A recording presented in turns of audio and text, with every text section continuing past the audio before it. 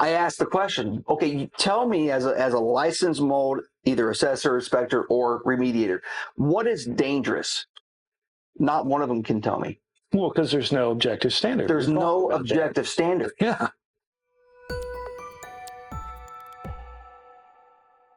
All right. Thank you, everybody, for joining us on this webinar. Mark, Nicklow, and I are here to present on this great topic. It's great because it's very important, and it's one that I know that a lot of you deal with probably on a routine basis. I say routine, it's probably more often than you'd like to see it. Mark Nicklow is one of the attorneys at our office, and he heads our litigation part of our practice. And so I know Mark has had a lot of experience with these sorts of issues that we're going to talk about with mold. I have as well. And so this is a really, really important topic, and we hope you get a lot of use out of this. So let's go ahead and get started. Mark, do you want to just introduce, say hey to folks here today? Yeah. Hi, how are you guys doing? Thank you for showing up. Tim said the dirty word there, litigation, which is important to this topic, I believe. Yeah. And it's kind of an ever increasing subject matter that people are suing over, It is. Especially tenants. And I think the personal injury attorneys have kind of seen the avenue for revenue for them, for the law firms, but also settlement normally. Yeah, of course. It's always settlement. That's what they try for first. Nobody wants to go to trial. But that's what we're seeing, especially with mold. And that's why it's such a great topic to start on today. Yeah. Well, let's go ahead and jump into some meat and of the skeleton that we just described here. So, okay, let's talk about mold. So mold is a word that is used a lot. Okay. Tenants use it, landlords use it.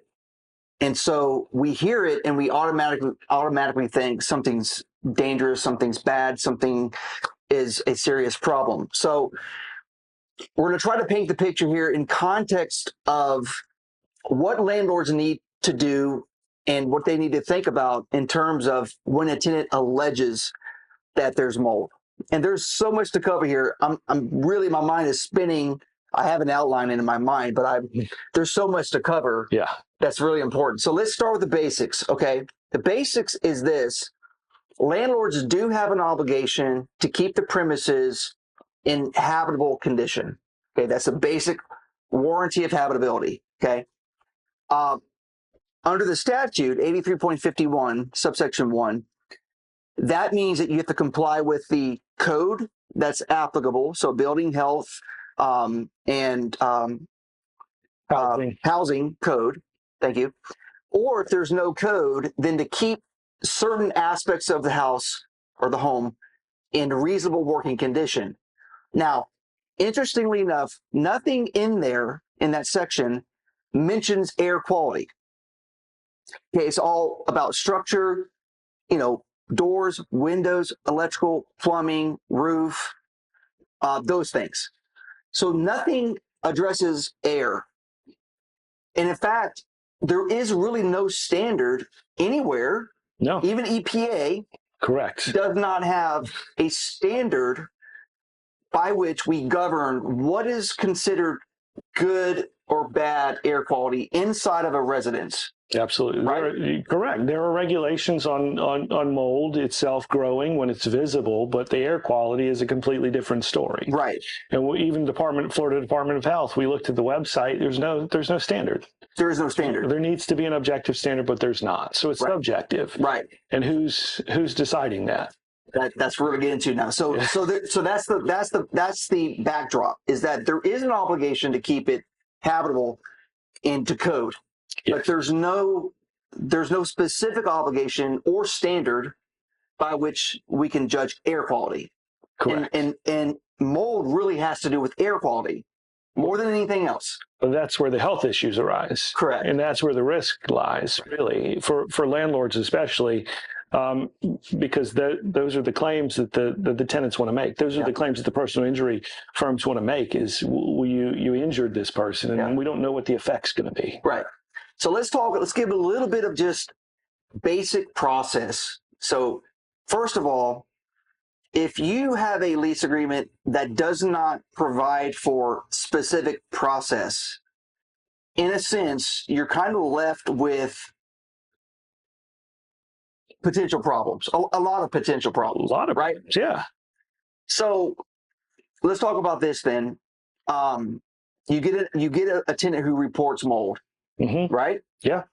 Then the first thing is the landlord should go out there and look at it, right? Or somebody acting on their behalf, some sort of maintenance person or whatever. Someone should inspect the property. Right. And inspect the allegation, really. What you're doing is you're saying, hey, the tenant said there's mold in the bathroom. Right. Let me look in the bathroom and see this mold that they claim is there. Right. That's first step. Yeah, you got to inspect. That's the general rule. You need to inspect, make sure you are, don't have some obligation. So let's just say that they go there and they say, look, we don't see any signs of mold. We don't feel that this property is overly humid, maybe, 80%, 90% humidity, 70% even. Yeah.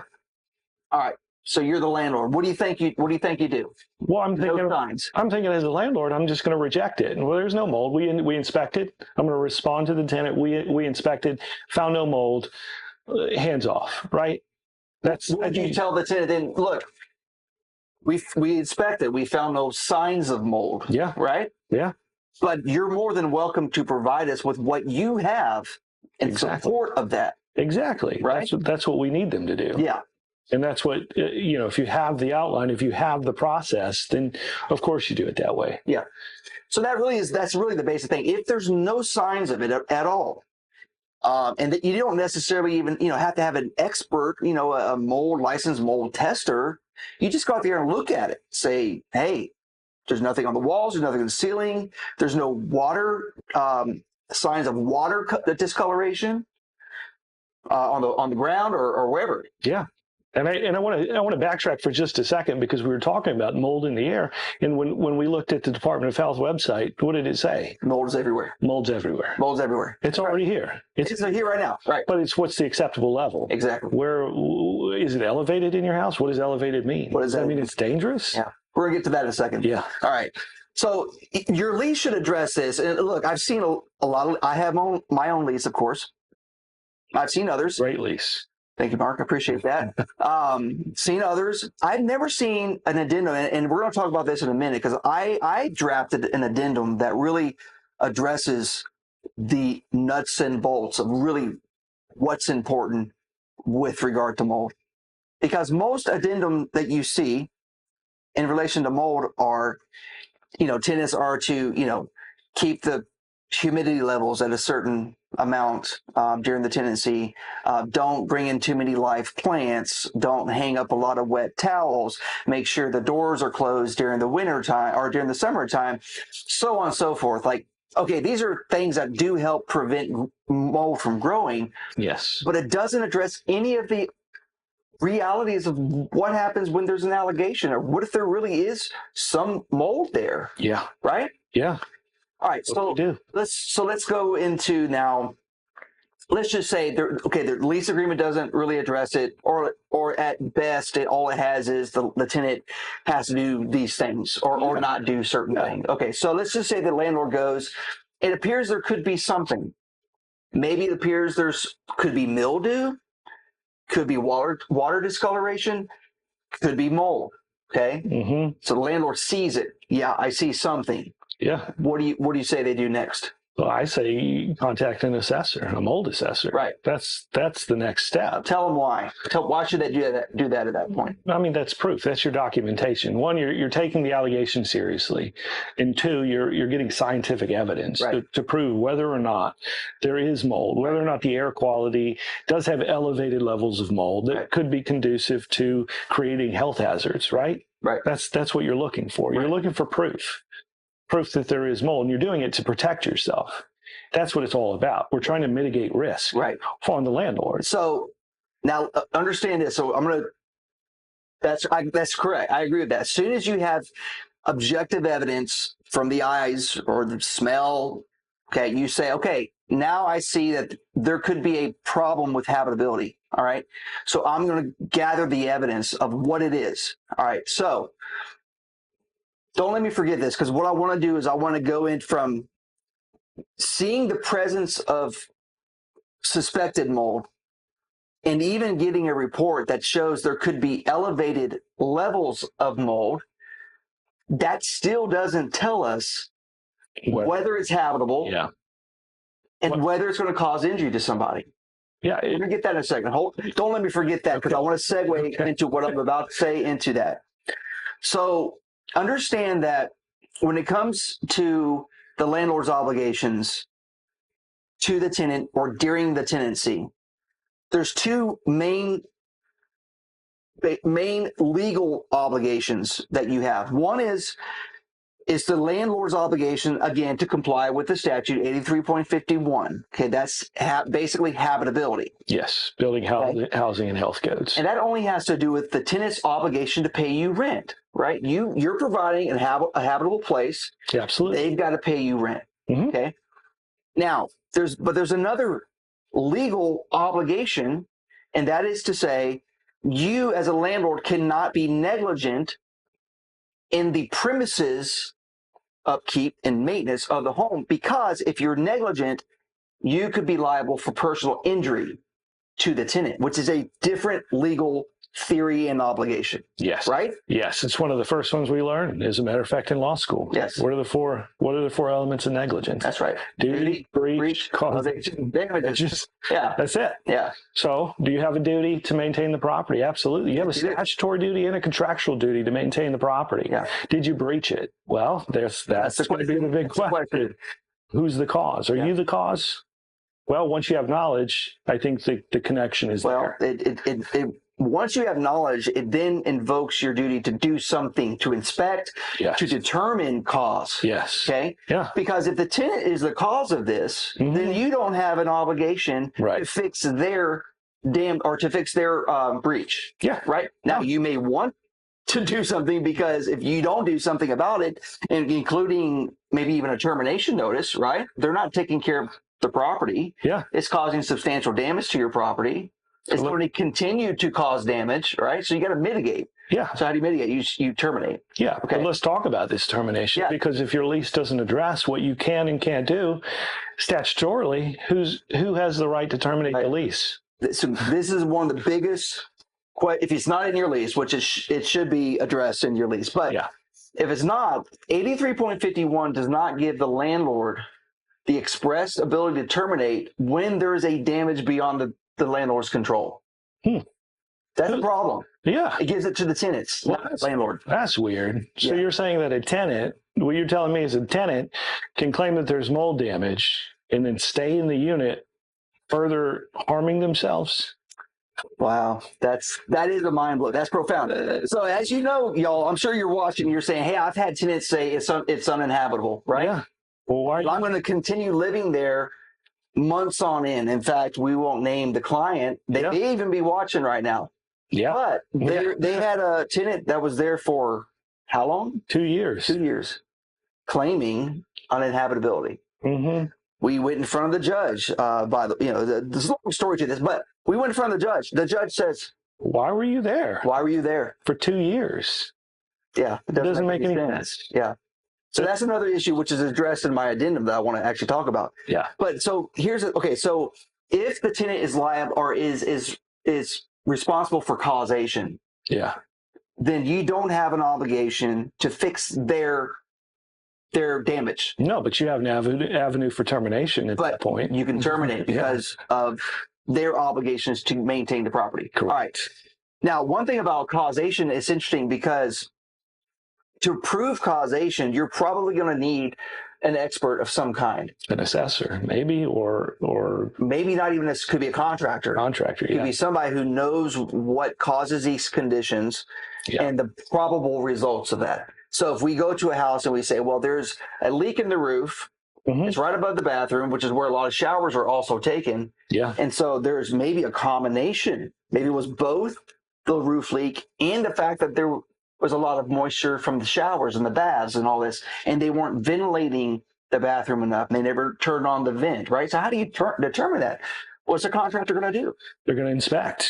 they're going to look to see what's the causation. I'll give you, a more recent example that we've had is HVAC. They're not running the air conditioner properly, whether that's through maintenance, that's their requirement under the lease, changing the filters, or they're just not running the air conditioner. I don't want my utility bill to be too high. Well, guess what? When you do that, you're creating an environment conducive to mold growth. Yeah, even in the wintertime.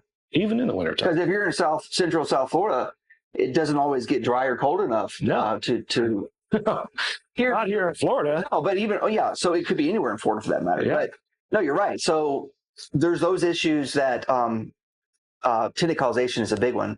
So you have to make that determination. If you can't determine causation, then the landlord should take the. Then ultimately you get the err on the side of, well, it's probably your obligation then. Yeah. Because otherwise, in court you have a burden of proving that it was the tenant that caused it, because that shifts that obligation to them. Yeah. Right? Yep. So again, this is all if you have nothing in your lease, and we're going off of basic principles of negligence law and also premises liability. Yep. Because with premises liability, it's that you're liable for damages that you should have known about. Yes. Or didn't or did know about. So knew or should have known. Yeah. Right? Yeah. Now, I want to shift. Well, no, let's talk about this. So the mold report itself. Yeah. This is fascinating to me. What do we do with it? Okay. What do you do with the mold report? Because let me set it up this way. So I've spoken to a lot of mold assessors and inspectors, which, by the way, those people, the inspectors, should be different than the remediators under law, under Florida law. Yeah. Okay, just so they know. That's a requirement. Right. I've spoken to a lot of those guys. And I always ask the question because I'm curious as to what they will say. How do you guys know when a certain level of mold, right. and there's a lot of variations of this, what we're talking about right now, fungus. Yeah, because there's different in the report. If you've ever seen one, or if you ever get to see one, you'll notice there's a lot of scientific names on there for different types of mold, and, and it gives a different level for each one. And where it's at, it's kind of a sliding scale, almost a spectrum of where the mold is of this type within a different room, because they're going to assess not only the bathroom where the alleged mold is, but they're also going to check the living room, and they're also going to give you a control, which is the outside. What does the outside air look like? Right. And then when they look inside, they're going to say in the bathroom it's this level, and maybe it's slightly elevated. So elevated, right? So I asked the question, okay, you tell me as a licensed mold, either assessor, inspector, or remediator, what is dangerous? Not one of them can tell me. Well, because there's no objective standard. There's no objective standard. Yeah. And so the subjectivity of this scenario is what makes this ripe for problems, because there's no real standard. And even if you call in a mold inspector or a mold assessor to say, help us understand our situation as it relates to habitability and health risk, they won't be able to help you. No. So what does that mean? What, a doctor? Well, okay. Typically, you're not bringing a doctor into your scenario. You see a doctor when the lawsuit's filed, typically, or right before it, whenever they make a demand on you saying you've caused us injury.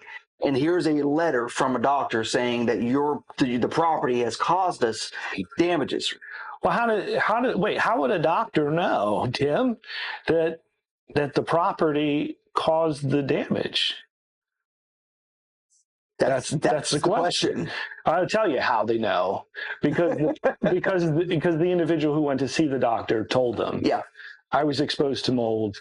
Now I can barely breathe. Yeah. Well, even if you couldn't breathe before, the doctor's still going to write down. Without knowing, even say, where else are they exposed to mold? Even outside, right? Or at work. Or church, or wherever, school. Anywhere. Walmart. Although Walmart's probably pretty safe. Yeah, I would assume so. Otherwise, they'd be getting sued as well for mold. So but that's just it. So now, but anytime you have a doctor or any medical professional that sort of puts in writing, that you could have been harmed or you were harmed, you typically can expect to see an attorney on the other side. Yeah, either suing or threatening to sue. Yes, or asking for your insurance policy information. That's usually the first step because they want to sue your insurance company. Yeah, make a demand for that. All right, so I kind of want to get into. So we talked about causation. Yeah. Okay, now we have mold reports. So what do we do if now we have a mold inspector saying you have elevated levels of mold? Okay, again, what does that mean? Right. We don't actually know. No. All we know is your scientific report showing levels is somewhere above what you consider to be normal. Sure. Compared to the controlled. Yes. The outdoor test, basically. So it's above that. Yeah. So a good lease will address this. Right. It'll say what's the next step? Right. Well, we need to make repairs, right? But if you consider it dangerous, you can't be there while we're making the repairs. Or we ask the assessor or remediator, can they be in the property? Can they be in or not? Is it safe to be in there while, and again, safe because they don't know. Right. But you have to ask the question, can you do your work while the tenants are present? Right. We're trying to rely on experts to protect us. Right. Is what we're doing at that point. We're saying, well, the remediator, for example, because I've seen this, the remediator said they can be in the property, they just can't be in this room. Yeah. So if it's the lone bathroom, for example, well, then they need to find somewhere else to stay. Yeah. In the statute addresses this, or a good lease will address this. It's we're going to abate your rent during the time that you can't use it. It's one of the biggest questions I get is, do we have to pay for the tenant's hotel expenditures and food expenditures while they cannot be in the property during remediation? I say no. No. You do a lot of times they think they do. I know. Now, that's not to say that's a 100% all the time. I think there could be reasons for it. But as a general rule, you say, no, you've got to vacate temporarily. It's going to take 10 days, let's say, or 7 days. And so you got to be out, and we're not going to charge you rent during that time. And if you've already paid, we'll apply it as a credit to your next month's rent. Yes. Yeah, and we're prorating that. Right. We're not giving you a whole month's free because you're out of the property for 10 days. We're gonna do our math equation where there's a formula for it. Number of days divided by the rent times the number of days you're out. Right. That's your abatement. That's your responsibility. Now, a lot of landlords want to do it, and you want to pay for a place. And if you want to pay for a place, I say go for it, but have them sign a release. Well, and not only that, you have to sign a release, but also you need to control how this works. So like, here's how much I'm willing to spend. It's going to be capped at a certain amount. Absolutely. And you have to, as soon as we give you notice that you can move back in, you've got to move back in. Yeah. We're not going to continue paying. Yeah. So that does have, and I've seen that before, but again, as you said, and I said, sign something that says that. Now let's talk about the personal property of the tenant, because if there's a remediation going on, and I've seen this more than once, I can tell you, there's a remediation and the remediators say, I need the tenants to move out while I remediate. You say, fine, we'll move out. They move out, everything's fine. And then tenants come back in, and lo and behold, they realize that there's like mold, whatever, the product of their cleaning on their furniture, and it's ruined. Yeah.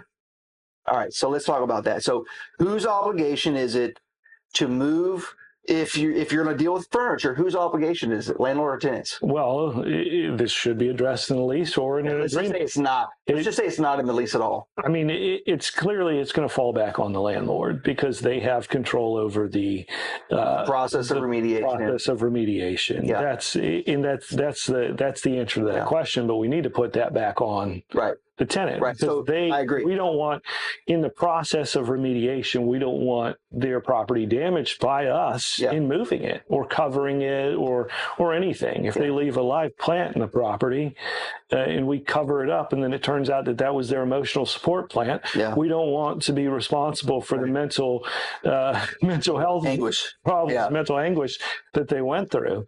And I'll tell you a funny story that I thought of with this personal property and these mold claims is a client of mine was sued one time, and I had to go to small claims court because they were claiming damages on rental furniture. Mm-hmm. Yeah. And it's not even theirs. It's not theirs. Yeah. They rented it. And I called the rental company. I said, did you take the furniture back?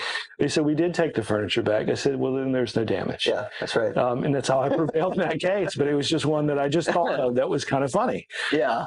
You tried to sue us for damage to rental furniture. All right. right, pause right here. So we have a question here I want to read. So do we have, only have them leave the property if a loan area that they need access to? Like, okay, so if there's only so I'm going to answer this, try to answer live here. Yeah, so I think if there's a select area, limited area in the home that needs to be remediated, like a bathroom, probably, then typically, if the remediation can be isolated to that area, and they can typically tape it off, with industrial, commercial, heavy grade, everything, so it's sealed off the rest of the house. They'll do the work without affecting the other area. That's not unusual. So in those situations, then you would not have to. Correct. But I will state a caveat to this is if it's the only bathroom, then you probably need to go ahead and move them out. True. And the reason being is, or if it's the kitchen, or, if it's the only bedroom, if it's the only place that they can do something that's necessary to live there, then you have to, you want to abate their rent and ask them to leave during that time. I would agree with that. If there's multiple bathrooms with showers, of course, we're talking full bathrooms, then you're okay. If it's an isolated area of the kitchen, it's kind of a case-by-case basis is really the answer. I know it's not the answer. It's the law school answer. It depends. Yeah. It's the lawyer answer. It depends. And it's typically case-by-case, and you want to kind of run that by your attorney or local counsel or even maybe just your boss to see what they want to do. Yeah. If you're just a property manager. Yeah. I would say, though, as much as you can get a tenant to sign an agreement in writing of a temporary vacate agreement, you should try. Yeah. Now, it can't, in my experience, it can't be so heavy-handed that when they read it, they're like shocked at reading it. They're like, and now they suspect you're trying to pull the wool over their eyes, so to speak. No. It's got to be basic. Like, you have to be gone. We'll abate your rent. We'll tell you when it's ready, and you agree to these things. So it's a basic, just I'll leave and you abate my rent sort of agreement. Yeah. But it's good because it helps to prevent claims in the future that you owe something to them beyond that. Yeah. Okay. Now going back to the issue of where was I going with this? We were talking about the abatement they're leaving. Oh, help me out. I'm trying to. So, I lost my train of thought, man. Difficult. We were talking about them leaving. Sorry, I just can't remember. It's okay. I can't remember. It's okay. Moving on from there. So. If they don't let's move on from the fact that there's a remediation going on. Yeah. They have to leave temporarily. They sign the agreement. You notify them. They come back. All right. Let's say it's a full house remediation. Yeah. Scenario. Yeah. Okay, that does happen. It happens. Yeah, more often than we care for. Right. So again, causation is a big deal. If you can't prove that the tenant had something to do with it, then it falls on you. Yes. Okay. But again, there's no express statutory right to terminate to the landlord. So now we have to deal with this issue. Correct. Of habitability is in question. Again, the report doesn't tell you really if it's habitable. Yeah. It only tells you if there's elevated levels. Right. But I can tell you that the tenants are going to use a report if they have one themselves, that it's elevated, therefore it's dangerous. Every time. Every single time. And I actually just had this question from a client today, sometime in there, where the tenant who actually, they terminated, the parties agreed to terminate the lease, and the tenant moved out. And then subsequently, she's asking for documentation on her stay. You know what's coming. I just want it for my personal record. You know what's coming. And if my client's on the line, I had a good laugh at this as well. But don't worry about it. No, these are internal business records. They have no right to them. We'll show you that after remediation that the levels are normal, that they're standard, and that's all you need to know. There's no more mold in the property, right? But let me pause you there, because as a general rule, if you ever get an attorney or a tenant demand information from you, and there's not a lawsuit going on, and there's not a court order, and there's not discovery and all this stuff that goes on during litigation. Yeah. If you get a letter, like don't give them anything. No. There's a certain law firm, I can tell you, everybody knows who this law firm is or what this law firm is.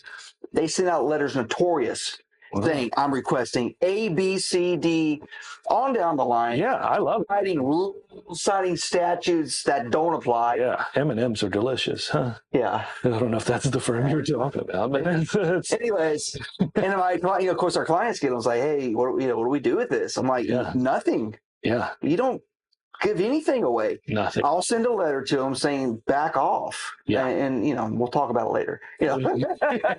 Yeah.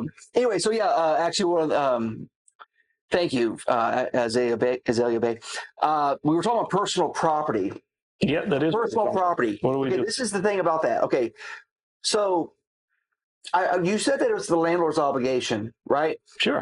But and you mentioned, of course, as we've been saying, with lease agreements. I say obligation, I mean liability. I know that. I know is the answer. It needs to be in your lease provision that talks about if you suspect mold could be contaminating or whatever. Mm-hmm. Like, we're going to put this obligation on you to store it properly. Yeah. Right? Or if there's remediation that's about to happen, you should notify the tenants that, hey, we have remediation come. It's your obligation to move your property in a place that's not affected in the house. Correct. Right? So now that doesn't mean that there's never liability. Like, there could be some liability on landlords if, like, they didn't do it properly or they didn't seal things around the house properly. Mm-hmm. There could be liability, but the point is you have to, as much as you can put on the tenant an obligation to do something on their own, you should do that. Yeah. And the other response to that, of course, is, and we talk about this fairly often, if your property is damaged, well, the lease obligates you to maintain renter's insurance, right? Yeah. And that's to protect your personal property as a tenant. So make a claim. If it turns out that it's our fault, the landlord's fault, then they can attempt to subrogate through our insurance, through the property owner's insurance, if it's covered, if it's a covered claim. Right. But at least then the tenant's property is taken care of by their own renter's insurance. I love that part of it. So if your lease does require them to have renter's insurance, it is great, because you think that that policy is to protect the renter, which is true. It's protecting their property, but also protects the landlord in case there's claims against for negligence. Absolutely. Yeah. And that's the response. That's the correct response. And then whenever they come back and say, well, I don't have renter's insurance, well, you're in violation of your lease. Right. That's right. Well, there's cases on that point, by the way. Yeah. We won't have time to go into that. All right. So now we're talking about, all right. So we've basically shown that the landlord has an obligation to maintain the premises in habitable conditions. Yes. The tenant should have obligations as well, which they do anyway, to also not be negligent. But when it comes down to whose duty is it, if you don't know whose fault it is, it's going to fall on you. Causation. Right? Yeah. Causation is a big deal. Is the causation, the landlord has the ultimate control, really, don't they? It's their duty. Yeah. Yeah. So, but if you do have evidence that the tenant has caused or contributed to, you can address that accordingly. Yeah. And even terminating because of their breach. All right. Mold reports. What do they mean? We don't know what they mean, except that the mold inspector said that they're elevated. Okay. But you cannot ignore them because they are used by attorneys and tenants to claim liability against you. Yeah. So you cannot ignore them. You must address them. And not to mention, you have a duty to your owners, because if there's a damaging condition in the property, you need to remedy that. Your owners are not going to want you to let conditions go that worsen over time. Yeah. So there's also that part of which we haven't talked about at all. No, and we don't want to have a 2-year remediation on a property again. No. In those situations when you speak to the professionals, and now we're talking remediators as opposed to assessors, you need to make that determination as to what the best next step is in this process. Because as I again go back to one of our clients' situations with the 2 years, like at some point that should have been terminated. Yeah, the lease should have been terminated. Right. So that's because here's the thing.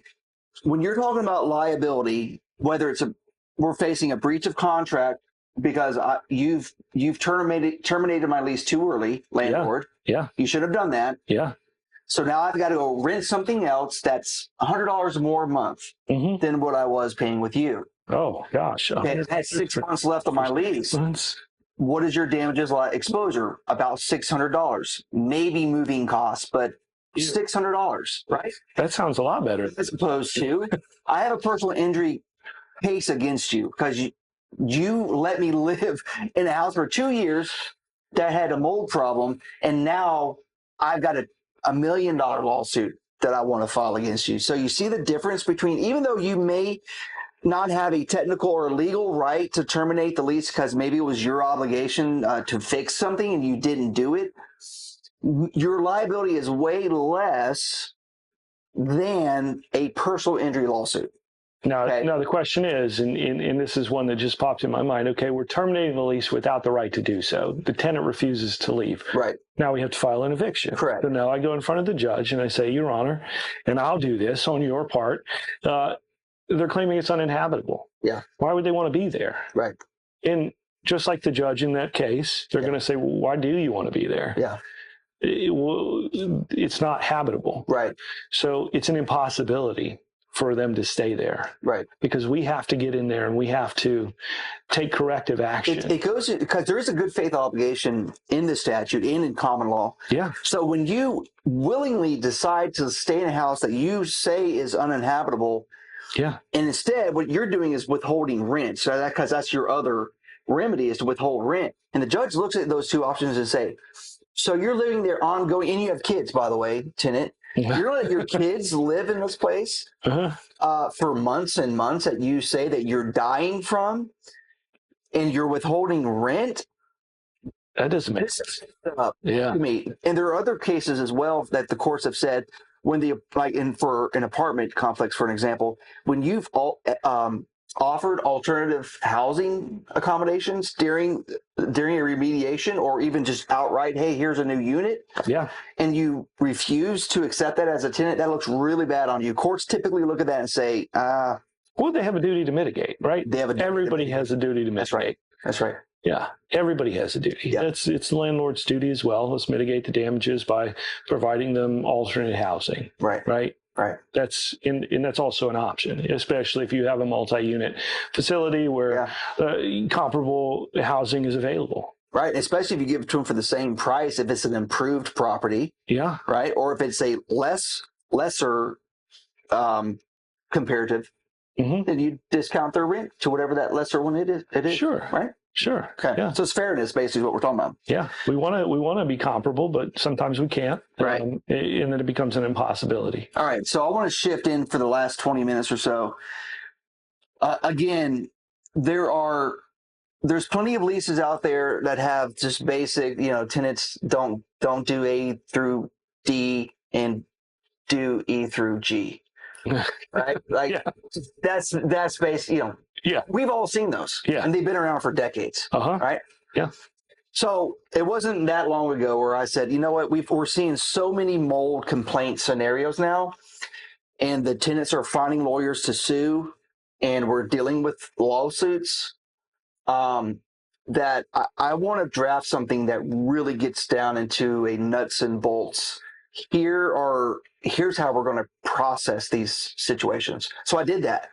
Oh, and we've been, you're acting surprised. Sorry, I'm playing it up for the camera. I know that, but you know what I'm talking about. So we have another question. Is the property responsible for paying, I think you mean property owner responsible paying for an assessor to come out once the mold has been remediated by in-house staff? Well, It's a great question. Now, there is a statute that says that to remediate, you have to be licensed a mold remediator. Okay. Yeah. There is one small exception about the small square, 10 square feet. I think you don't have to be licensed. Yeah. Right. So, but if, let's just say the owner does this, they do in fact have some maintenance man that goes in and remediates to the best he can what he sees, right? Whatever this is we're looking at, I'm going to treat it. I'm going to spray it. I'm going to seal it. I'm going to do what I can to get rid of it, right? And then you have an assessor go back out and unless you can show that the tenant had some cause, like they did something to cause that situation, it's going to fall on the landlord. If you have a problem that you can't prove the tenant caused, then yes, you're going to be responsible for that. And I think that answers your question. But for the post remediation assessment, you're going to want to have that done just so you can document the fact that we've done what we need to do. Yeah.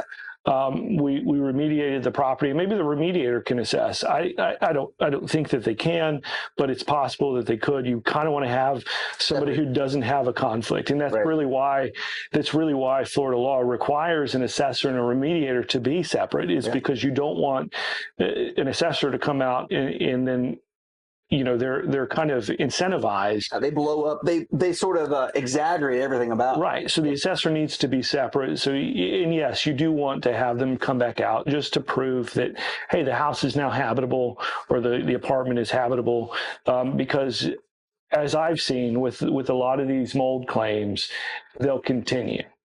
Yeah, the tenant will continue, and it's not every case, because some cases, we really only talk on the extreme cases. A lot of the times, you'll have tenants who are great. I'm sure if you have an apartment complex with 100 units in it, 95 of them are great. And then you have 5 to 10 who aren't. And those 5 to 10 are really the ones that we're speaking about. And those are the ones who are going to come back. They're going to come back. If it's not mold, next time it's going to be the toilet. I had somebody who actually cut the line to a toilet. And we knew that they cut the line to the toilet because it was clear that it was cut and it didn't just break. We know that they do this. We know that some of them do this because they're trying to set up something against you later. In fact, we have a case right now that I believe the claims of mold, because it was a home test. We didn't talk about home tests. You should pretty much not take home tests that serious. Now, I'm not saying you ignore them completely. Right. You have to, based on the totality of the circumstances, sort of thing. But if you have a tenant that says, I have a home test showing there's mold, it's questionable. It's more than questionable. It's a conflict, because they again, just like I was just saying, they're incentivized to have mold in their property. They're incentivized. It's not scientific evidence, because that's not going to be admissible in court. No. So, but at the same time, if you go and you inspect, right, and you see there could be a problem, or there is a problem. Yeah. Okay. Well, maybe the home test was kind of on point, Yeah. Yeah. But it's where you see home tests that there's no other conditions that would support that. Yes. Right. All right. So let's talk about this. So my mold addendum it's 9 pages long. So we're not going to go through all of it, but I want to hit some highlights, because I want you guys who are watching this to think about this. So the first sort of thing here is I'm looking at the document. It goes through some recitals that basically say something along the lines of, landlord has a duty, tenant has a duty. Mm-hmm. There's no real objective standard of air quality, blah, blah, blah, blah. Okay, there's mold everywhere. So it goes to those basics. The tenant has to acknowledge, yes, I acknowledge there's mold in the air everywhere. We're all breathing it right now. The next one is a big topic, and that has to do with hypersensitive tenants. Oh, you're talking about eggshell plaintiffs? So we call them eggshell plaintiffs in law school and throughout our career, but they're hypersensitive to mold or mildew or fungus or whatever it is that they have allergies to, Yeah. or their internal immune system doesn't like. Right. Okay. So those people are what we would probably consider to be disabled, in that they've got a condition that doesn't allow them to fully use and enjoy the property as normal, average people would. Right. Right? Yeah. It addresses that. This is so important because if you have that kind of a person inside living in your house, then if they do in fact fall under fair housing and they're disabled and they need a reasonable accommodation, guess what? They've got to pay for that. Yeah. Well, sure they do. But what's the reasonable accommodation request here? What are we talking about? It could be different air filters. Yeah. It could be additional air filtering in the home. Yeah. It could be dehumidifiers. Okay, so on and so forth. But it becomes their obligation to pay. That's what's so big about that. But I'm not at all. I think that many times the people that we deal with on the tenant side, they actually are what I'm saying. They're hypersensitive. Sure. Most of us would never experience what they're experiencing. And I'm not saying that what they're experiencing is false. Right. I'm just saying most of us would never experience it. So that means you would have to have a conversation with them and say, hey, we need something because first of all, there's no signs of mold in this house whatsoever. So you've got to provide us something saying that there's a problem. Yeah.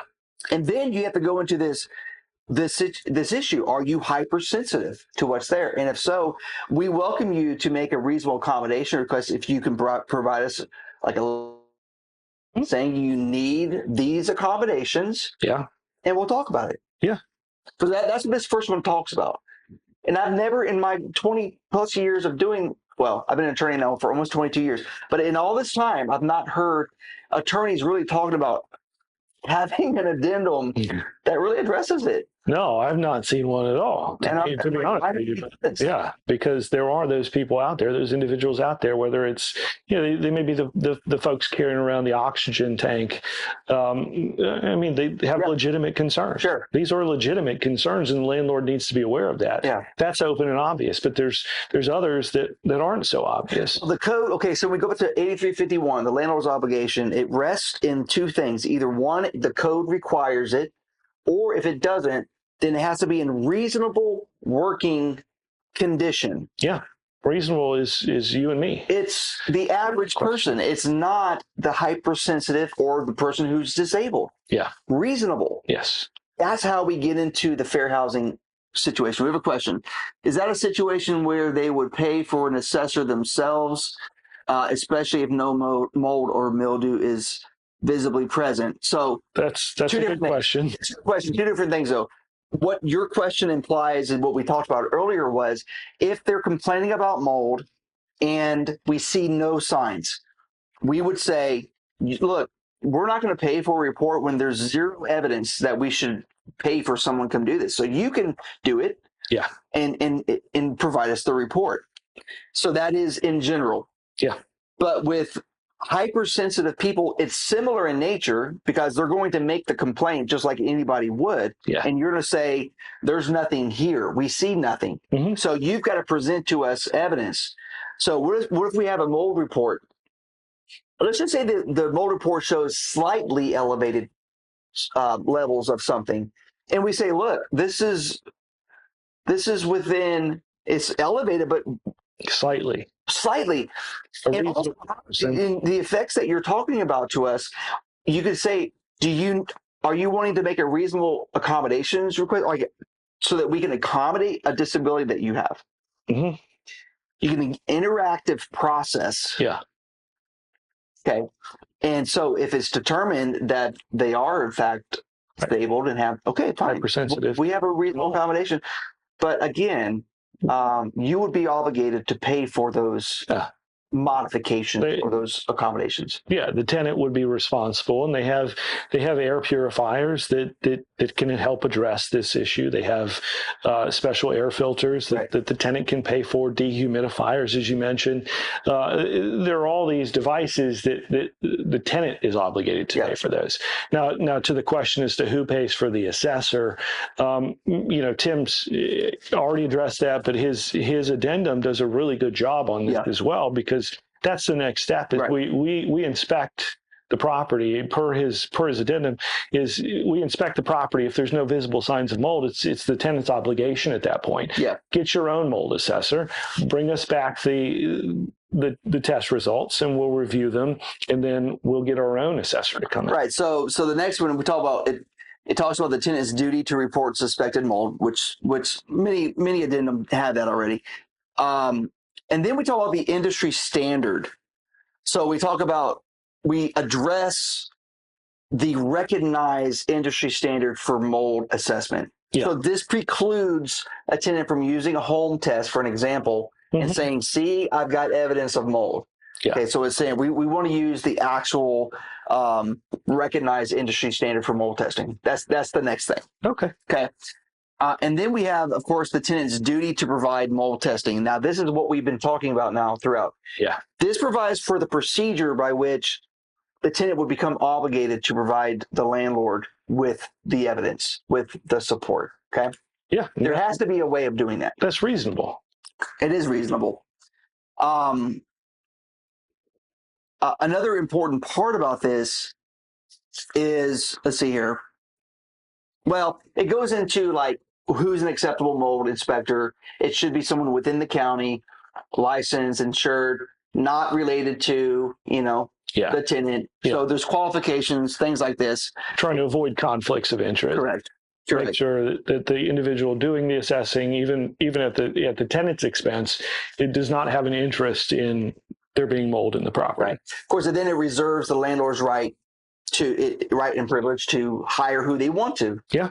Because if you say, well, this doesn't seem right to me, I'm going to hire my own guy. Yeah. And lo and behold, there is a very different result. Okay. Well, that's what's going on, right? What's going on. Yeah. So you can continue to pursue your own remedies in that regard.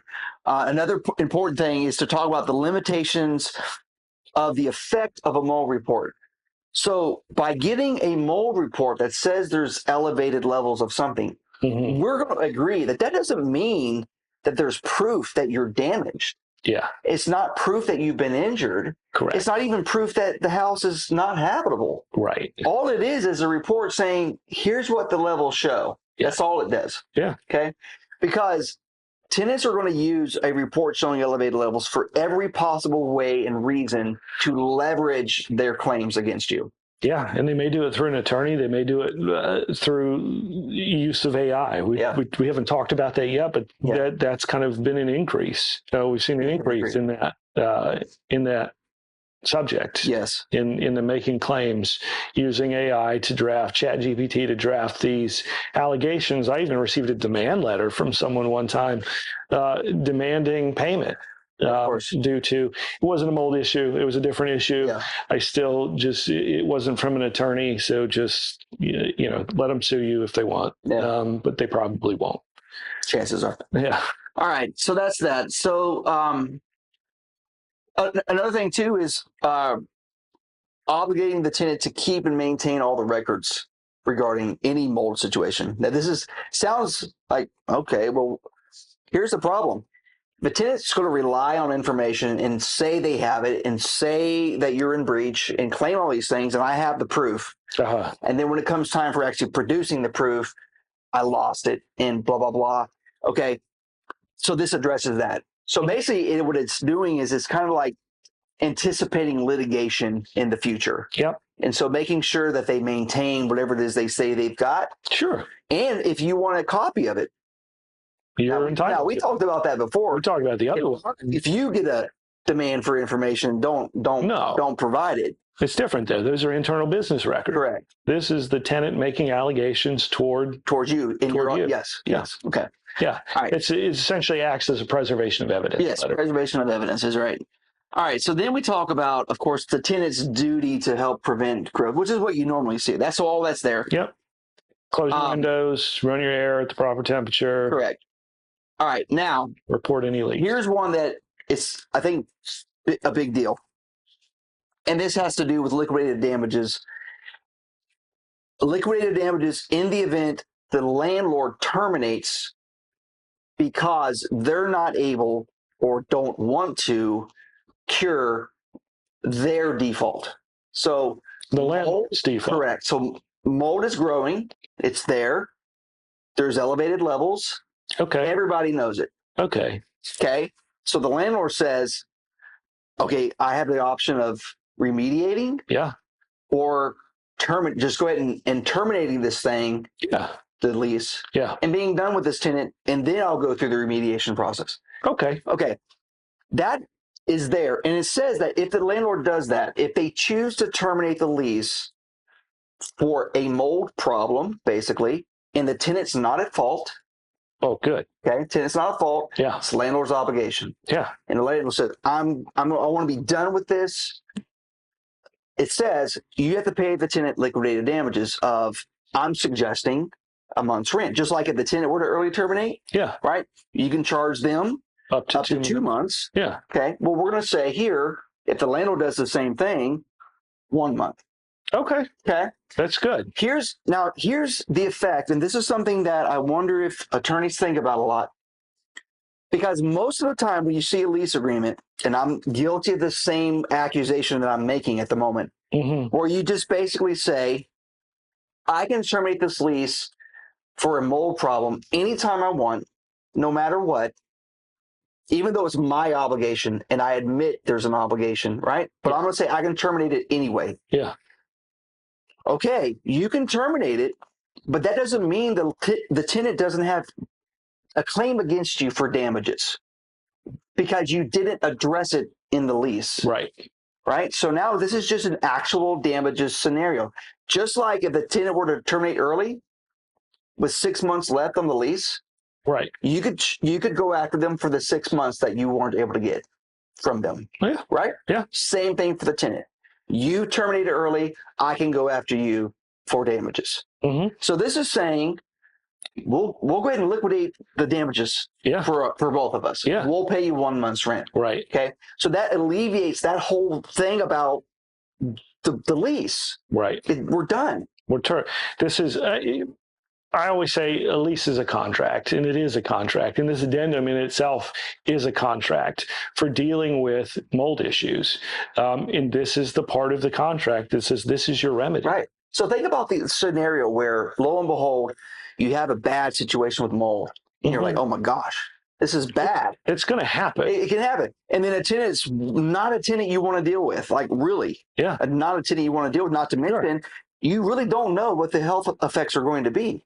You say, okay, look, we got to just end this. Yeah. Here's your month's rent. Yeah. I wish you the best. Yeah. And get them out as quick as you can. And we're doing that to mitigate potential future damages. Correct. If we don't do that, we don't have that consideration, which is part of the contract. Legal consideration. Legal consideration. We're paying you. Right. We're paying you to leave. Right. We're paying you to avoid any further. So it's like a cash for keys. Yeah. It's forced cash for keys. Yeah. Is what that is. This is your damages. But they agree to it. Here you go. Right. Yeah. So that's why it's so important, I think, to deal with this. No, it's a great clause to the contract. It's a great clause to the lease there because we're limiting. You know what cases would we resolve that just we've dealt with? Yeah. If we would just have this in place? Well, so many. Here you go, Your Honor. Here's the contract. Here's the contract. We're willing to pay them the 1 month's rent. Yeah. The $2,000. But the reason it's so important is because timing is of the essence in these scenarios. Yeah. If you're not going to remediate the property while the tenant is there and you need to get the tenant out, that's the escape clause. Sure. Okay. But if you're thinking, okay, well, we can remediate, we can keep the tenant in there. They've been pleasant to work with. Yeah. They need to temporarily vacate. Okay. Then we have that is next, right? Yeah. So if that happens, you're going to remediate. So now what is the value to the tenant? Basically, the question is what is the value to the tenant? Well, it talks about this. So rent diminution. So what is the reduced value for the lost use of space? Yeah. Right. So we talk about that. Yeah, and that's statutory as well. It is statutory, but this spells out the process and procedure for it. And then we have also abatement. If you got to temporarily abate, because you have to be gone. You have to be gone. All right. So we have a question: how quickly are we expecting them to move out when we terminate the lease? 30 days and then still pay 1 month for damages. So, well, as far as if you're going to terminate under this provision, okay, The way I have it is that it's just reasonable notice. Sure. What's reasonable? What's reasonable, right? Well, it depends on the condition of the property and all these other things. Yeah. And I mean, it's kind of case by case again, like you just said. It's dependent upon the condition of the property, how much of the property is affected by the mold, or if it's just the only bathroom, well, then they're going to want to get out of there anyway. Yeah. Right. Yeah. So it'd be no different than the abatement, but we're talking about them moving their property. So you may come to a specific agreement with the tenant on that. Maybe 30 days. Maybe it's vacate immediately, but you can come back in to collect your personal property, your couches, your furniture, your beds, whatever it may be, 30 days. Right. I'm going to give you 7 days to find a new place. I'm going to give you 30 days to remove your property. Right. Maybe something like that. If remediation is going to occur during that time, you're going to want to adjust for that. We need you to go ahead and move your property away from the remediation area, and then you can collect it around that. But it's all dependent upon your particular circumstances. Right. So whatever date that you've given them to move out, that is the effective termination date. They owe rent during the time, if they're still there, if they're still living there, they can still live there. Yeah. And so the termination date, and then if they don't leave, really, they don't leave, then you can file the eviction. Yeah. I mean, that's how it goes. We have a contractual right to terminate due to the lease, and that's why the provision is so important. We need them to leave. And if they didn't pay rent during that time, that's the abatement part of it. If they're saying that it's uninhabitable, the statute really provides two options for the tenant. It's either you leave or we abate the rent based on the percentage of the property that's not in use. So if it's the kitchen, what's the value of the kitchen? Is it 30% of the lease? Is it 20% of the lease? Right. It's probably somewhere in there. Yeah. If it's the master bedroom, well, are there other bedrooms? Right. If it's a 5-bedroom apartment or 4-bedroom house, whatever it may be, well, that's just 1 bedroom among 5, plus we have all the living areas. So the value may be around 10-15% at that point. Yeah. And that's a reduction in rent. Right. You still owe the rest of it. So this is saying that in the agreement this addendum goes into those things.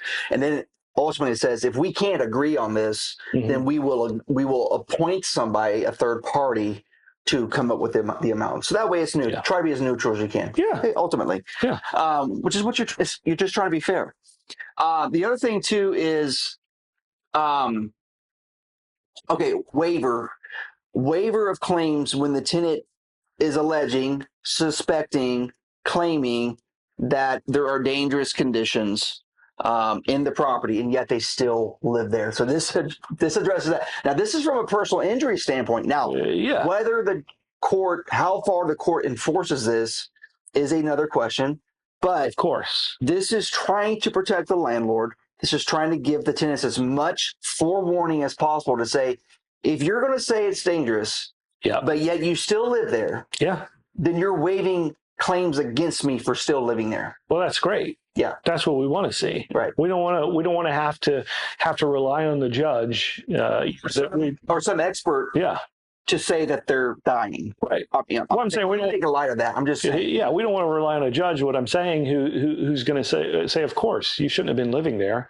We don't want to rely on a jury who says, well, why would she stay there afterward? Because you might get the opposite. You might get the judge or the jury who says, I can't believe they put her through all this, or put him or her through all this. I can't believe those kids had to stay there in that house under those conditions, clearly getting sicker and sicker and sicker. Right. And, because that may be what you get. And it's a mixed bag, and you never know what's going to happen in any sort of trial, especially for personal injury. Yep. I've seen cases, and these are personal injury cases that may be motor vehicle accidents, but one in particular coming out of law school was a $1 billion verdict in Jacksonville, over in Duval County, for a motor vehicle accident. You don't want to get that. No. Nobody wants that. Well, there have been mold lawsuits. There's one that came out of Colorado not long ago. It was a huge verdict. I mean, I can't remember how many millions of dollars it was, but it was a large number of millions. Right. Mold claims. Right. Now, clearly, like if you have enough expert witnesses and testimony, and if you look at the conditions and the people on the jury, like, wow, that looked horrible. Yeah. Right. Yeah. And the landlord didn't process anything properly and didn't respond properly, and sure, it's almost that's a punitive. Disaster. Yeah, it almost becomes punitive. That's a disaster. You cannot do that. Right. You've got to do it the right way. That's what the addendum and these things that we're talking about are for, is to prevent these things from blowing up in your face. Right. And that's why you want to have that language in your contract that kind of shifts the burden onto them. Hey, if you stay in this property, you're taking on the risk. Yeah. We're advising you to leave. Well, yeah, that's the thing. If you claim it's uninhabitable, right. If you claim it's uninhabitable, you need to leave.